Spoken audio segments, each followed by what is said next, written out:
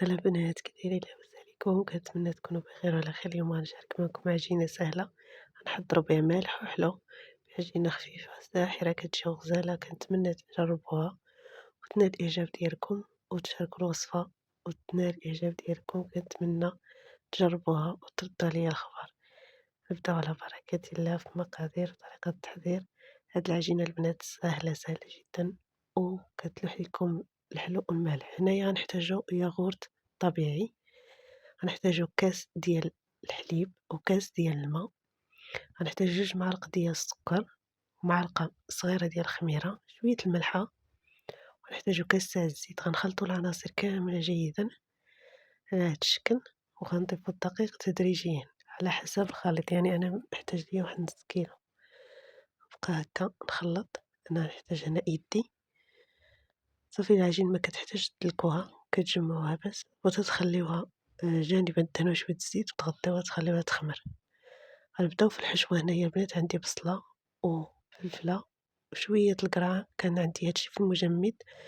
هنا احتاجيت الملح، بزار، خرقوم، سكينجبير، شوية ديال الريحان، وهنايا الثومة، ودرت الكفتة البنات.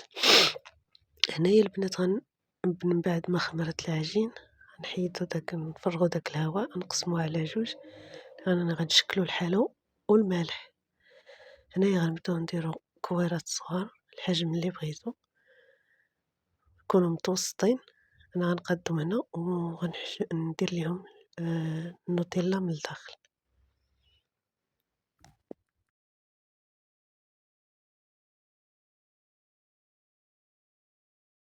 هنا من بعد ما قسمت الكويرات غناخد هنا نوتيلا او شوكولاط دهن. انا عندي هاد الشوكولاطه غزاله البنات تاعبين، كنصحكم تاخدو. صافي كندير واحد المعلقه صغيره، كنحاول هكا نجمع العجين جيدا. العجين كتكون رطبه وخفيفه. صافي كنجمعهم ونشكلهم على هاد الشكل. حاولوا تجمعوهم من الداخل باش ما تخرج لكم ديك الشوكولاط اللي درتو في الداخل. هانتوما على هاد الشكل كتجمعو، كتقرصو بالجناب. صافي من بعد كتكوروه على هاد الشكل. انا غنضيفهم في اللاطه، نخليهم شويه وغنقرصهم واحد شويه البنات في الاصابع. صافي غنصهم على هاد الشكل حتى نسالي الكميه اللي عندي.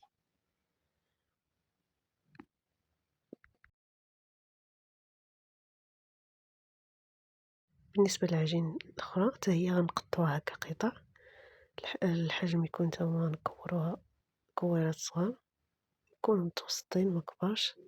هنايا البنات ضفت، عطاتني 6 القطع.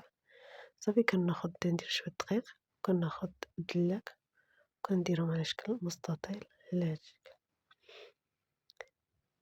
ما تحاولوش ترقوهم بزاف، ما كيكونش السمك ديالهم رقيق بزاف وما غليظش بزاف. اهم حاجه انه معي العجين ديالنا نسطحوها على هاد الشكل. صافي هنا البنات غناخد الحشوه. انا خديت هاد الصوص ديال ستار ديال طاكوس، نتوما ضيفوا اي صوص عندكم. صافي هنا هي الحشوه ديالي من بعد ما بردت. الحشوه ديروا الاختيار لكم، الحشوه ديروا كيما بغيتو. انا درتها هنا بالكفته ديال الهدات، ممكن ديروها بطرف الدجاج او تزيدوا الزيتون على حسب الاختيار. انا درت فرماج مربعات عشتي. صافي وكنجمعها. عجينه سهله البنات كتجمع معكم بسهوله وكتكون رطبه وطريه. هاد العجينه كنصحكم تجربوها، غتكون معتمدة عندكم، ما غتبقاوش تصانعوا عليها. صافي كنديرهم على شكل باكيط هكا صغيورين ونضيفوهم في اللاطة.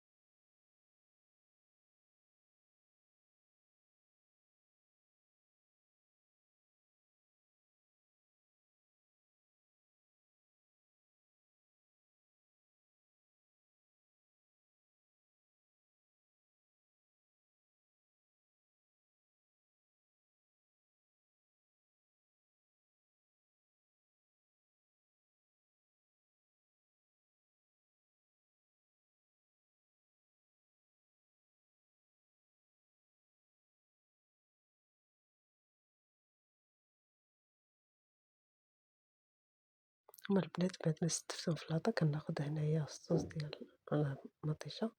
إلا عندكم أنا عندي الجاهزة هادي، كنستعمل هادي ديال ستار كتجي زوينة. صافي كندهنهم هكا من الفوق، نضيفها شوية وكندهنهم، نديرهم على شكل بيتزات من الفوق، ندير عليهم شوية الفلفلة والزيتون كحل، ومن بعد غندير ليهم فرماج. صافي وكنخليهم يختمروا واحد 20 دقيقة على هاد الشكل. ممكن أنكم توجدوا الصوص ديروا فيه مطيشة، شوية الملحة، شوية الإبزار، إلا ما عندكمش هادي جاهزة. صافي أنا خديت فلفلة، إلا كانت عندكم ألوان كان أحسن، أنا ما متوفراش عندي، استعملت غير الخضرا. صافي غنضيف زيتون من الجناب كحل، هانتوما على هاد الشكل. صافي من الفوق غندير موتزاريلا، إلا عندكم موتزاريلا أو فرماج حمر اللي متوفر عندكم.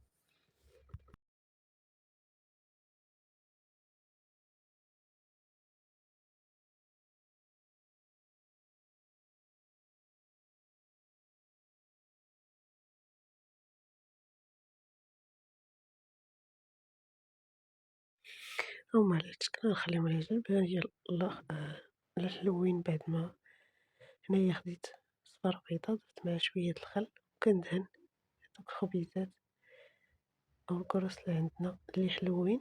هنايا كيما قلت لكم البنات ملي كتحطهم كتبسطهم واحد شوية بيديكم باش يجيكم دائريين بشكل جميل.